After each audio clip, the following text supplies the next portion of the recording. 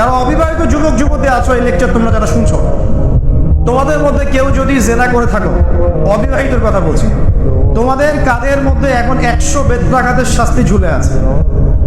সূরা নূরের 1 থেকে 3 নম্বর আয়াত পড়ে দেখবে, অবিবাহিত যুবক যুবতী যদি জেনা করে তাদের শাস্তি হচ্ছে 100 বেত্রাঘাত, তাও জনসমক্ষে, এবং এক বছরের জন্য নির্বাসন। এই বিধানগুলো যদি পৃথিবীর কোনো দেশেও না থাকে, আসমানে আছে। মরার সাথে সাথেই এই বিধান কার্যকর হবে ইনশাআল্লাহ। বাঁচার বুদ্ধি কি? একটাই উপায় আছে। এই লেকচার কারা চলে গেছে?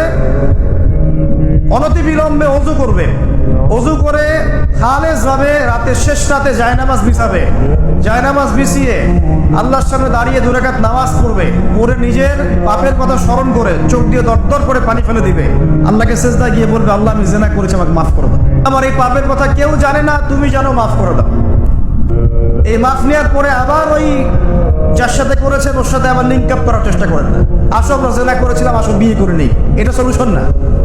জেনা করেছেন, আগে তওবা করে ফিরে আসতে হবে, তারপরে পুরো জীবন ইসলামিক লাইফ লিড করতে হবে। আল্লাহ যদি দেখেন যে হ্যাঁ আপনি ঠিকঠাক তওবা করে আল্লাহর কথা চলছেন, আল্লাহ তখন আপনাকে নেককার স্ত্রী দিবে ইনশাআল্লাহ।